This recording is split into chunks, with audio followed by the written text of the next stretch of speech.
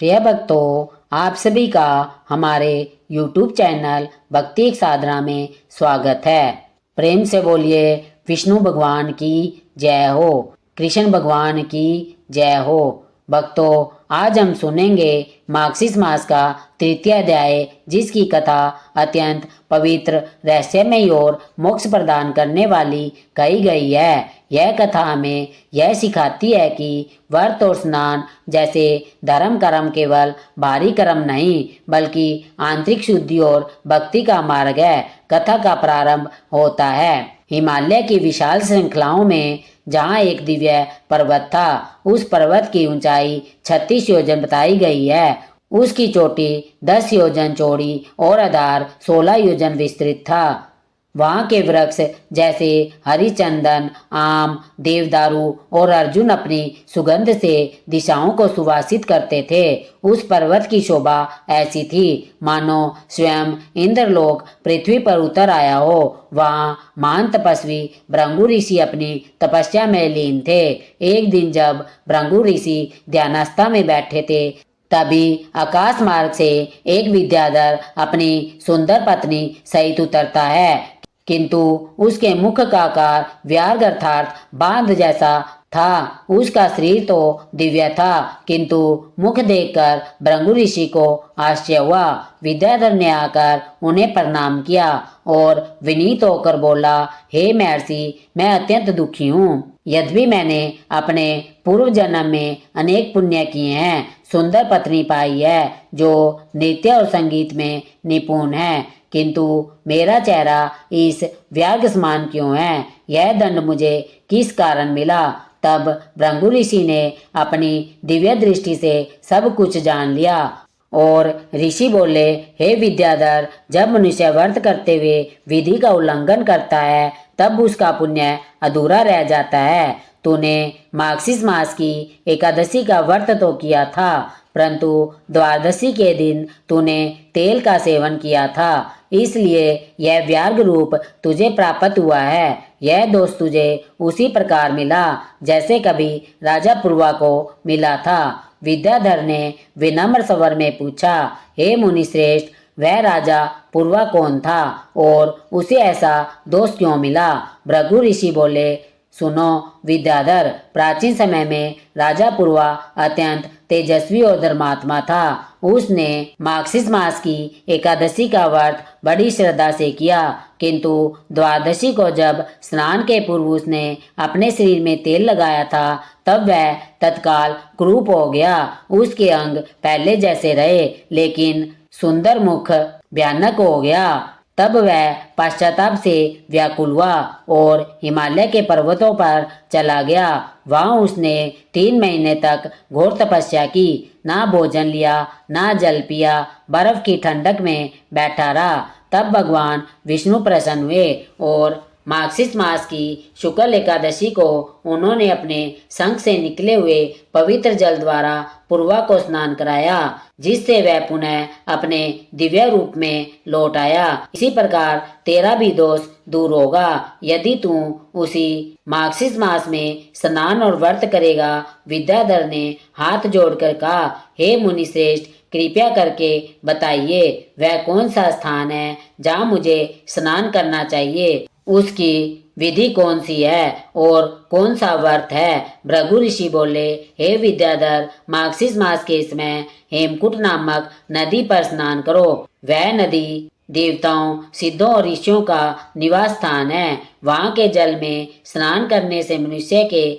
सारे पाप नष्ट हो जाते हैं। मार्गशीर्ष कृष्ण एकादशी से प्रारंभ करके तू संपूर्ण मास का व्रत कर, भूमि पर शयन कर, जितेंद्रिय रहकर दिन में 3 बार स्नान कर और निराहार रहकर भगवान विष्णु और भगवान शिव का ध्यान कर। भोजन और भोग त्याग कर। यदि तू यह व्रत करेगा तो तेरी क्रूरता मिट जाएगी और तेरा मुख देव समान हो जाएगा। विद्याधर ने श्रद्धापूर्वक सिर झुकाया और अपनी पत्नी सहित उसी स्थान पर चला गया जहाँ भृगु ऋषि ने बताया था।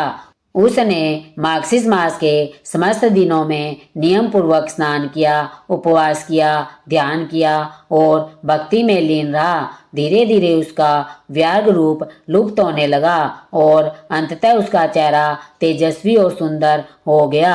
उसकी पत्नी भी अत्यंत प्रसन्न हुई। दोनों ने मिलकर भगवान विष्णु और महर्षि भृगु का आभार व्यक्त किया और कहा, हे ऋषिवर, आपके उपदेश से आज हमारा जीवन धन्य हो गया है। अब हम सदैव धर्म और संयम के मार्ग पर चलेंगे। भृगु ऋषि ने उन्हें आशीर्वाद दिया और बोले, हे पुत्र, अब तुम दोनों देवता तुल्य बनकर दिव्यलोक में निवास करोगे। ऐसा कहकर उन्होंने पुनः अपनी ध्यान अवस्था धारण की।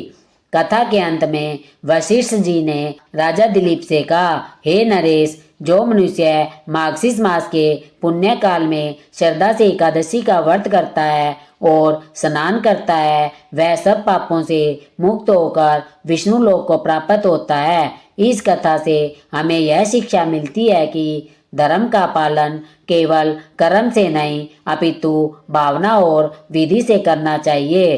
धर्म के नियमों को उल्लंघन नहीं करना चाहिए, क्योंकि छोटी सी चूक भी महान परिणाम ला सकती है। यह भी कि भगवान विष्णु की कृपा से कोई भी दोष शुद्ध हो सकता है यदि हम सच्चे हृदय से पश्चाताप और भक्ति करें। हे भक्तों, मार्गशीर्ष मास के इस पवित्र अध्याय से यही संदेश मिलता है कि भक्ति के मार्ग में अनुशासन, श्रद्धा और नियम का पालन आवश्यक है। व्रत केवल शरीर का नहीं बल्कि मन का तप है, और जब मन तप करता है तो पाप नष्ट होकर पुण्य में बदल जाते हैं। इसलिए जब भी मार्गशीर्ष मास आए तब श्रद्धा और प्रेम से भगवान विष्णु का पूजन करें, एकादशी का उपवास करें और नियम पूर्वक द्वादशी का पालन करें।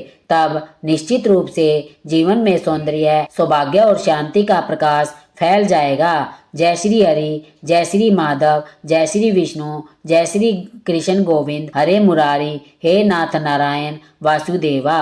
भक्तों, अब हम सुनने जा रहे हैं मार्गशीर्ष मास की एक अत्यंत पवित्र और मंगलकारी कथा, भक्ति योग की कथा, जो श्रीमद् भागवत गीता के द्वादश अध्याय यानी कि 12वें अध्याय पर आधारित है। मार्गशीर्ष मास, जिसे अगन मास भी कहा जाता है, भगवान श्री कृष्ण का प्रिय मास है। इसी मास की शुक्ल पक्ष की एकादशी को भगवान श्री कृष्ण ने कुरुक्षेत्र के युद्ध भूमि में अर्जुन को भगवत गीता का उपदेश दिया था।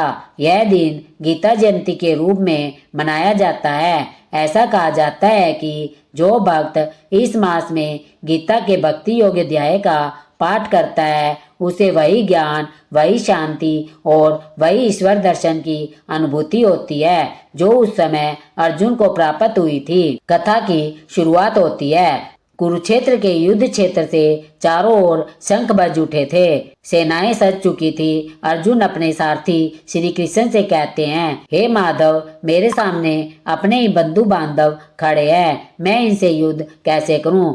तब भगवान श्री कृष्ण मुस्कुरा कर बोले, अर्जुन, तू मेरा प्रिय है और मैं तुझे वह ज्ञान दूंगा जिससे तू समस्त संशयों से मुक्त हो जाएगा। यही वह क्षण था जब भक्ति योग का दिव्य उपदेश प्रारंभ हुआ।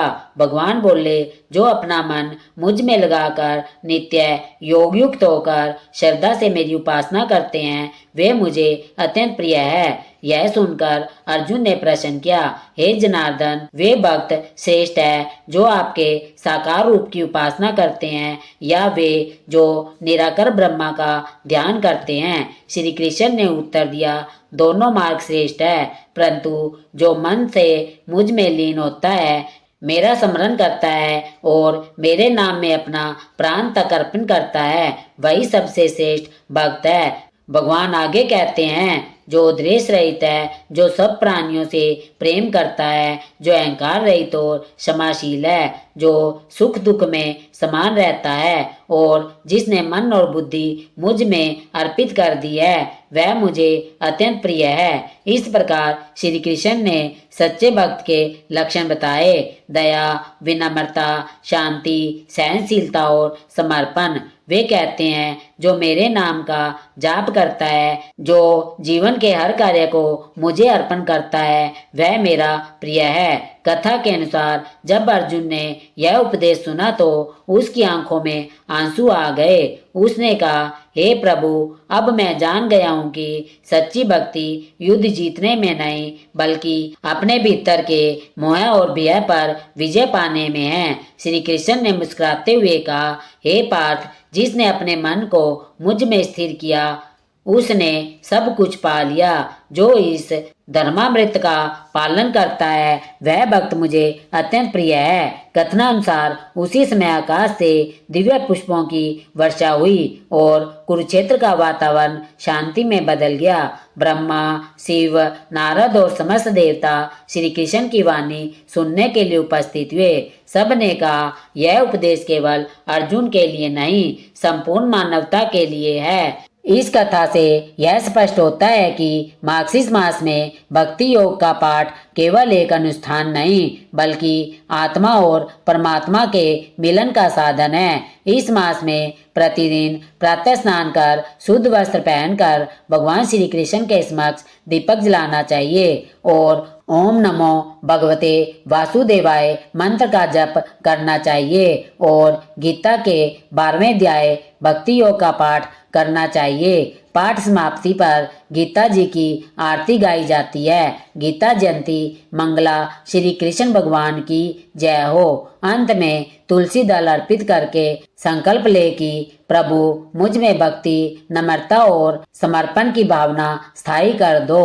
भक्तों, जो इस कथा को श्रद्धा से सुनता या गीता का पाठ करता है उसके जीवन से भय, भ्रम और दुख दूर हो जाते हैं। उसके हृदय में दिव्यता का प्रकाश जगमगाने लगता है। ऐसा कहा गया है, श्रद्धा और भक्ति से गीता का एक अध्याय भी जो पढ़े वह भगवान को प्राप्त होता है। इसलिए मार्गशीर्ष मास में गीता के भक्ति योग अध्याय का श्रवण और पठन स्वयं श्री कृष्ण को प्रसन्न करने का सर्वोत्तम उपाय है। अंत में भगवान श्री कृष्ण के वचन स्मरण करें। ये धर्म यथोक्त परमा श्रद्धा मत परमा भक्त में प्रिया, अर्थात जो श्रद्धा और भक्ति के साथ इस अमृतमय धर्म का पालन करते हैं वे भक्त मुझे अत्यंत प्रिय है। जय श्री कृष्ण। जय श्रीमद् भागवत गीता की जय हो। जय मार्गशीर्ष मास की दिव्य महिमा की जय। प्रिय भक्तों, अब हम सुनते हैं सीता नितनेम की कहानी। भक्तों, सीता नितनेम की यह पावन कथा मार्गशीर्ष मास में विशेष रूप से सुनने और कहने की परंपरा है। मार्गशीर्ष मास भगवान श्री कृष्ण और भगवान श्री विष्णु का अत्यंत प्रिय मास माना गया है। इस मास में किए गए व्रत, दान, पूजन और भक्ति का फल सहस्त्र गुना बढ़कर मिलता है। इसी मास में सोमवारों को सीता नितनेम व्रत सुनना और करना अत्यंत शुभ फलदायी कहा गया है। पुराणों में उल्लेख मिलता है कि मार्गशीर्ष मास में जो स्त्री या पुरुष माता सीता के नितनेम की व्रत कथा को श्रद्धा से सुनता या स्वयं करता है उसे अखंड सौभाग्य, दाम्पत्य सुख, दरिद्रता से मुक्ति और जीवन में स्थिरता प्राप्त होती है। इस मास में माता सीता की भक्ति करने से न केवल ग्रह में शांति आती है बल्कि भगवान श्री राम की कृपा भी सुलभ हो जाती है। इसलिए मार्गशीर्ष मास में विशेषकर सोमवार के दिन यह सीता नितनेम की व्रत कथा सुनना और व्रत करना अत्यंत शुभ और पुण्यकारी माना गया है। जय सीताराम। जय मार्गशीर्ष महिमा। सीता नितनेम की पावन कथा। जय श्री राम। जय जनक नंदनी। सीता मैया की जय। भक्तों, आज जो कथा हम सुनने जा रहे हैं वह केवल एक व्रत कथा नहीं बल्कि पतिव्रता धर्म नारी की तपश्चर्या और मर्यादा की अद्भुत गाथा है। यह कथा है सीता नितनेम व्रत की, जो माता सीता ने स्वयं अपने जीवन में किया था और जिसका वर्णन कई पुराने ग्रंथों में आता है। इस व्रत का पालन करने से स्त्रियों को अखंड सौभाग्य, पति की दीर्घायु और घर में अन्न धन सुख और शांति की प्राप्ति होती है। अब आप सभी भक्त हृदय से श्रद्धा सहित इस कथा को सुनिए।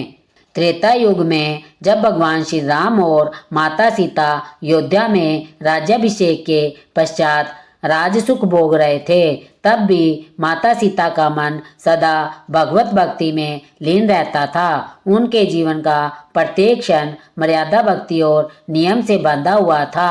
वे हर प्रातः काल स्नान कर स्वस्थ वस्त्र धारण करती थी, तुलसी माला से भगवान श्री राम का नाम जपती और नित्य नेम से व्रत रखती। यही व्रत सीता नित्य नेम व्रत कहलाया।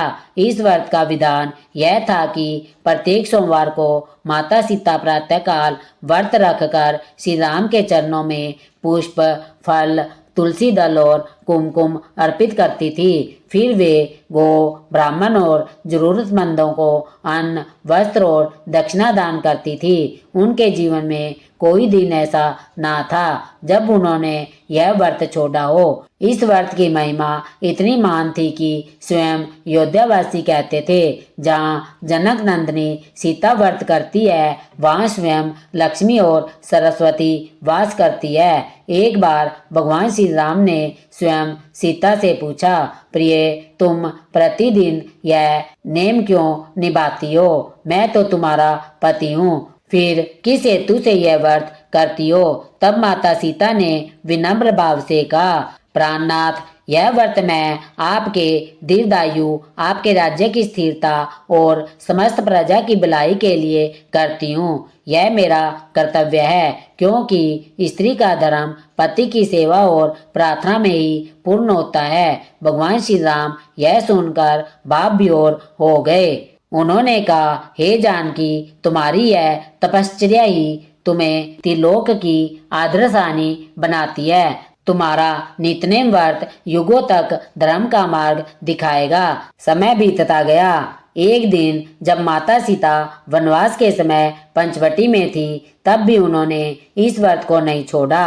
ना तो कठोर धूप, ना वन की कठिनाइयाँ, ना ही राक्षसों का भय उन्हें रोक सका। हर सोमवार को वे शुद्ध जल से स्नान कर भगवान श्री राम के नाम का जाप करती और तुलसी दल अर्पित करती। वन में जो भी फल और कंदमूल प्राप्त होते, उसी से वे पूजन करती। भगवान राम ने यह देखकर कहा, जानकी, तुम्हारा यह निष्ठा युक्त धर्म पालन संपूर्ण रानियों के लिए आदर्श है। तुम्हारे नेम की शक्ति से ही हमारे सभी संकट दूर होते हैं। इसके बाद जब रावण का वध हो गया और माता सीता का पुनः अयोध्या आगमन हुआ, तब भी उन्होंने यह नियम नहीं छोड़ा। हर सोमवार वे सीता नित्य नेम व्रत करती और राजमहल में सब स्त्रियां उनकी प्रेरणा से इस व्रत का पालन करने लगी। कहा जाता है कि जिस स्त्री ने सच्चे मन से यह व्रत किया, उसके जीवन में कभी दरिद्रता, विधवापन या संताप नहीं आया। वह सदा सौभाग्यवती, सुशील और सुखी रहती है। एक समय अयोध्या में एक निर्धन ब्राह्मण पत्नी थी। उसने देखा कि रानी सीता प्रतिदिन भगवान का पूजन करती है, तो उसने भी वही नेम अपनाया। उसने सोमवार का व्रत किया, जल और तुलसी से पूजन किया और सीता मैया से प्रार्थना की, माँ, मेरे घर में अन्न नहीं, पर मैं अपने मन से आपको अर्पण करती हूँ। माता सीता उनकी सच्ची भक्ति से प्रसन्न हुई और उसी रात उसका घर अन्न वस्त्र और धन से भर गया। तब से अयोध्या में सभी नारी पुरुष इस व्रत को करने लगे। यह व्रत केवल स्त्रियों के लिए नहीं, पुरुषों के लिए भी लाभदायक है, क्योंकि यह व्रत भक्ति, संयम और मर्यादा का प्रतीक है। जो कोई इस व्रत की कथा श्रवण करता है, वह सभी प्रकार के दुखों से मुक्त होता है और अखंड सौभाग्य प्राप्त करता है। इस व्रत का फल भी श्री राम और सीता के समान प्रेम, समर्पण और शांति का है। अतः भक्तों, यदि आप सोमवार के दिन माता सीता का नित्यनेम व्रत करते हो तो अपने घर में तुलसी का दीपक जलाइए, भगवान श्री राम का नाम लीजिए, सीता माता का जप कीजिए और इस कथा को श्रद्धा से सुनिए। अंत में कहिए सीताराम की जय, जनक नंदिनी माता सीता की जय। जो भक्त यह सीता नित्यनेम का व्रत कथा श्रवण करता है उसका जीवन दरिद्रता से मुक्त होता है, पति में सदा प्रेम बना रहता है, संतान बुद्धिमान और कुल सुखी होता है। इस व्रत से सीता माता की कृपा प्राप्त होती है और भगवान श्री राम स्वयं अपने भक्तों के घर में निवास करते हैं। जय सीताराम, जय श्री सीता नित्यनेम व्रत की महिमा। भक्तों, आज के दिन शनिदेव की कथा सुने बिना व्रत अधूरा माना जाता है। जय श्री शनिदेव महाराज की जय। कथा का आरंभ होता है सौरमंडल के उस महान और गंभीर ग्रह से जो कर्म, न्याय और भाग्य का नियमितता कहा गया है। वही है प्रभु शनिदेव। सूर्यदेव और उनकी पत्नी छाया सवर्णा के पुत्र शनिदेव का जन्म एक अमावस्या तिथि को हुआ था। जब शनिदेव का जन्म हुआ उस समय आकाश में सूर्य का तेज प्रचंड था और समस्त लोकों में प्रकाश फैला हुआ था, किंतु जैसे ही बालक शनि ने अपनी नेत्रों को खोला, आकाश में अंधकार छा गया और सूर्य का तेज कुछ क्षणों के लिए मंद पड़ गया। यह देखकर देवताओं में हलचल मच गई। सूर्यदेव ने जब अपने पुत्र का काला रूप देखा तो वे आश्चर्यचकित हुए और बोले, यह काला बालक मेरा पुत्र कैसे हो सकता है। उनकी इस बात से माता छाया का हृदय दुख से भर गया। उन्होंने कहा, हे स्वामी, यह आपका ही पुत्र है। इसका रंग काला इसलिए है क्योंकि इसने गर्भ में रहते हुए वर्षों तक सूर्य की प्रचंड किरणों में तप किया है। किंतु सूर्यदेव ने उसकी बात नहीं मानी और अपने तेज से उन्हें दूर धकेल दिया। उसी क्षण शनिदेव की दृष्टि अपने पिता पर पड़ी और सूर्य का तेज मंद पड़ गया। देवताओं ने यह दृश्य देखा और भगवान शिव से प्रार्थना की कि वे इस विवाद को सुलझाए। शिवजी ने तब कहा, सूर्य, तुम्हारा पुत्र असाधारण तपस्वी और न्यायप्रिय होगा। उसकी दृष्टि से कोई भी छल नहीं बच पाएगा। उसकी दृष्टि जहाँ पड़ेगी वहाँ सत्य का न्याय स्थापित होगा। उसी दिन से शनिदेव को न्याय का देवता और कर्मफलदाता कहा जाने लगा। बाल्यकाल से ही शनिदेव गहन तप में लीन रहते थे। वे भोजन, वस्त्र और आराम से दूर रहकर केवल ध्यान और साधना करते थे।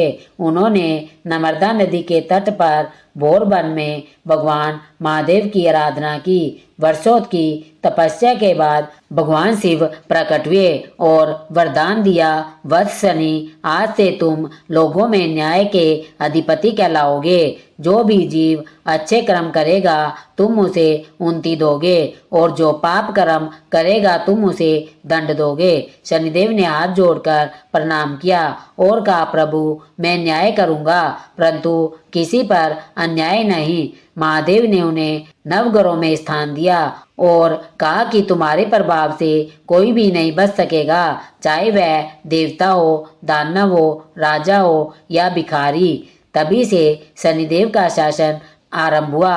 एक समय की बात है जब देवता और असुरों के बीच असंतुलन बढ़ गया था। देवगुरु बृहस्पति ने सभी ग्रहों को आदेश दिया कि वे अपने अपने प्रभावों से लोक संतुलन बनाए। तब शनिदेव ने कहा, मेरा कर्तव्य है न्याय करना, मैं किसी का पक्ष नहीं लूंगा। यदि देवता भी यह धर्म करेंगे तो मैं उन्हें भी परिणाम दूंगा। देवगण इस बात से थोड़े भयभीत हुए क्योंकि वे जानते थे कि शनिदेव का न्याय अटल है। इसी समय शनिदेव ने सूर्यदेव की ओर दृष्टि डाली और उनके तेज में पुनः मंदता आ गई। सूर्यदेव ने क्रोधित होकर कहा, वत्स, तुम अपने पिता पर भी दृष्टि डालते हो। शनिदेव बोले, पिता, मैं कर्म देखता हूँ, ना कि संबंध। न्याय में पक्षपात हो तो वह अन्याय कहलाता है। यह सुनकर सूर्यदेव मौन हो गए और उन्होंने स्वीकार किया कि उनके पुत्र वास्तव में निष्पक्ष है। एक अन्य अद्भुत प्रसंग आता है, अयोध्या के राजा श्री राम से जुड़ा हुआ है। जब शनि की 7.5 अयोध्या पर आई तब शनिदेव ने सोचा, देखें कि श्री राम जैसे मर्यादा पुरुषोत्तम मेरे न्याय को कैसे सहन करते हैं। वे भिक्षु का रूप लेकर अयोध्या पहुंचे। श्री राम ने उनके आगमन का आदर पूर्वक स्वागत किया और उन्हें भोजन कराया। तब शनिदेव ने अपने वास्तविक स्वरूप में प्रकट होकर कहा, प्रभु, मैं आपकी परीक्षा लेने आया था, परंतु आपकी विनम्रता और भक्ति ने मुझे जीत लिया।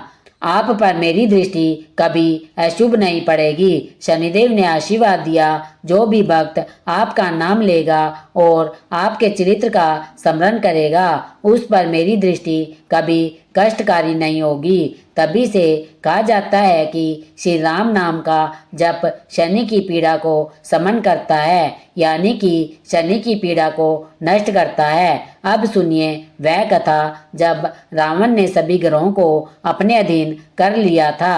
लंका के दरबार में उसने नवग्रहों को उल्टा बांध कर रखा था ताकि उसकी ज्योतिष स्थिति सदैव बलवान बनी रहे। जब भगवान हनुमान माता सीता की खोज में लंका पहुंचे तब उन्हें शनिदेव की कला सुनाई दी। उन्होंने देखा कि रावण ने उन्हें लोहे की जंजीरों में बांध रखा है। हनुमान जी ने तुरंत उन जंजीरों को तोड़ दिया और शनिदेव को मुक्त किया। शनिदेव ने कृतज्ञ होकर कहा, हे पवन पुत्र, आज से जो भी भक्त शनिवार के दिन तुम्हारा स्मरण करेगा, तिल का तेल अर्पण करेगा और हनुमान चालीसा का पाठ करेगा, उस पर मेरी दृष्टि शुभ होगी। यही कारण है कि हनुमान जी और शनिदेव में अद्भुत संबंध है और शनि की 7.5 से पीड़ित व्यक्ति हनुमान आराधना से राहत पाता है। एक और रोचक कथा राजा विक्रमादित्य से जुड़ी है। एक बार देवताओं की सभा में यह विवाद उठा कि नवग्रहों में सबसे महान कौन है। राजा विक्रमादित्य को यह निर्णय करने का भार सौंपा गया। उन्होंने सभी ग्रहों को क्रमवार स्थान दिए और शनिदेव को सबसे अंत में बैठाया।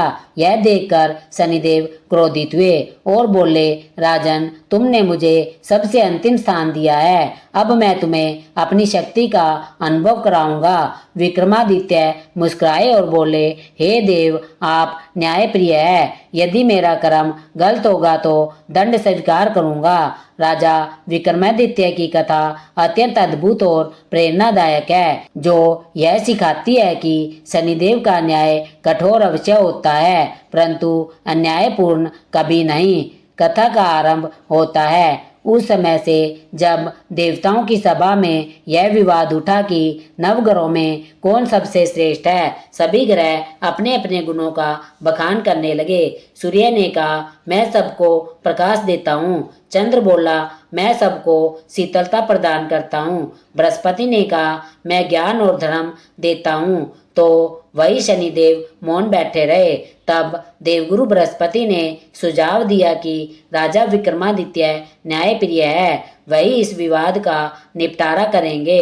सब ने यह प्रस्ताव स्वीकार किया और राजा विक्रमादित्य को आमंत्रित किया गया। उन्होंने सबकी बातें सुनी और फिर अपनी बुद्धि से निर्णय किया।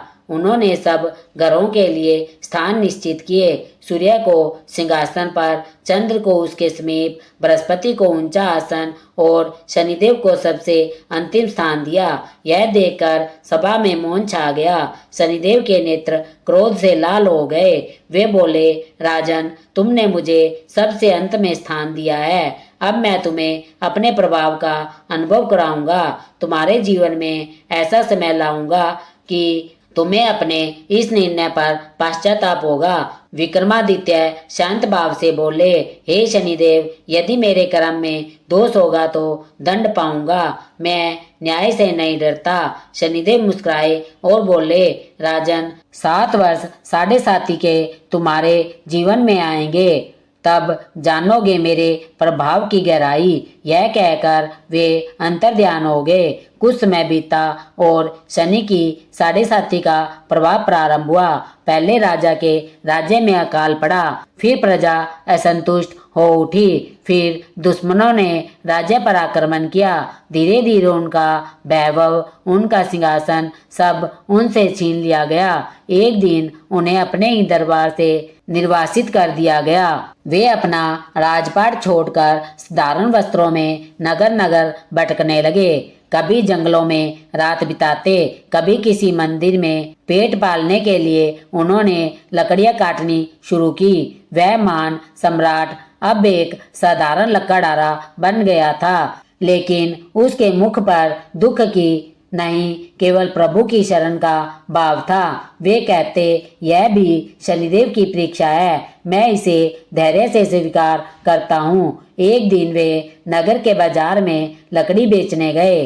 वहां एक व्यापारी की सुंदर कन्या अपने पिता के साथ आई हुई थी। उसी समय एक हार उनके गले से गिर गया और विक्रमादित्य की लकड़ियों में जा गिरा।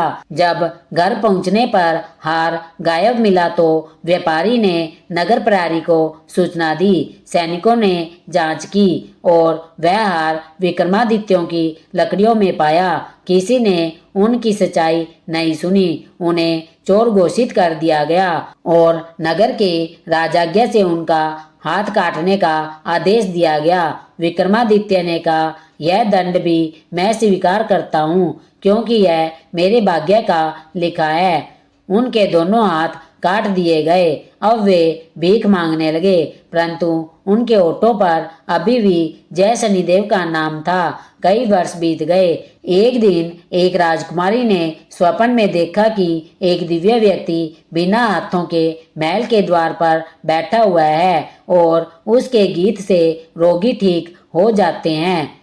राजकुमारी स्वयं रोगग्रस्त थी। अगले दिन उसने नगर में घोषणा करवाई, जो मेरे रोग का उपचार करेगा उसे मैं इनाम दूंगी। यह सुनकर विक्रमादित्य उस राजकुमारी के पास पहुंचे और बोले, मैं उपचार नहीं करता, केवल प्रभु का स्मरण करता हूँ। उन्होंने अपने नेत्र बंद कर शनिदेव का नाम लिया। जय शनिदेव, कर्म फलदाता, धर्म रक्षक, अब दया करो। जैसे ही उन्होंने यह कहा, राजकुमारी का रोग दूर हो गया। वह तुरंत स्वस्थ हो गई। राजा को जब यह ज्ञात हुआ तो वे उस भिक्षु को सम्मान देने आए। तभी महल के भीतर एक दिव्य प्रकाश फैला और शनिदेव स्वयं प्रकट हुए। वे बोले, राजन, यह वही विक्रमादित्य है जिन्होंने मुझे सभा में सबसे अंत में स्थान दिया था।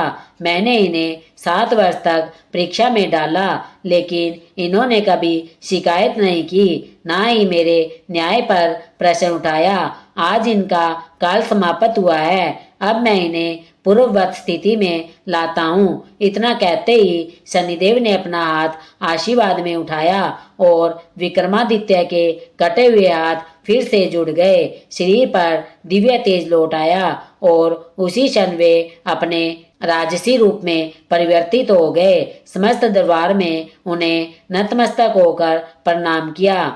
विक्रमादित्य ने आंसुओं से भरे नेत्रों से कहा, हे शनिदेव, मैं आपका आभारी हूँ। आपने मुझे यह सिखाया है कि विपत्ति ही मनुष्य का वास्तविक गुरु है। सुख में तो हर कोई ईश्वर को याद करता है, किंतु दुख में जो धैर्य रखे वही सच्चा भक्त है। शनिदेव प्रसन्न होकर बोले, राजन, तुम्हारे धैर्य ने मुझे संतुष्ट किया है। अब से तुम्हारे राज्य में शनि की कृपा सदा बनी रहेगी। जो भी व्यक्ति मेरे नाम का जप करेगा और शनिवार को दान देगा, उसकी रक्षा स्वयं मैं करूंगा। शनिदेव के आशीर्वाद से विक्रमादित्य का राज्य पुनः समृद्ध हो उठा। प्रजा प्रसन्न हुई। धरती पर शांति और सुख छा गया।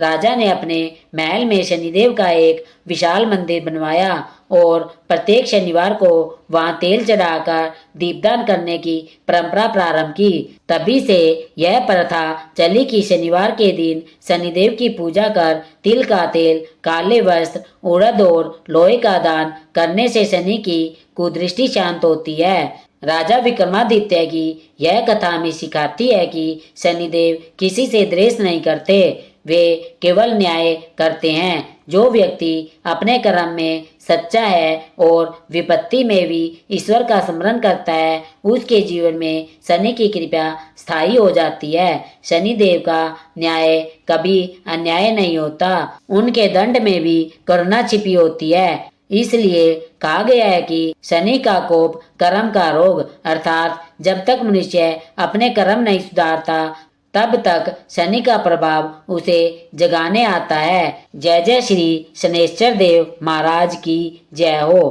कर्म फलदाता, न्याय प्रिय और धर्म संरक्षक प्रभु की अनंत महिमा को नमन। प्रेम से बोलिए जय श्री हरि विष्णु, जय सीता माता, जय शनिदेव। ऐसे ही और भी रोचक और आध्यात्मिक वीडियो के लिए चैनल को सब्सक्राइब कर लो। दोस्तों, आपको यह कथा कैसी लगी कृपया कमेंट करके जरूर बताएं। वीडियो पसंद आया हो तो लाइक करें और अपने दोस्तों के साथ शेयर करें। कमेंट बॉक्स में जय श्री विष्णु, जय श्री कृष्णा लिखना ना भूलें। फिर मिलते हैं एक और भक्ति पूर्वक वीडियो के साथ। धन्यवाद।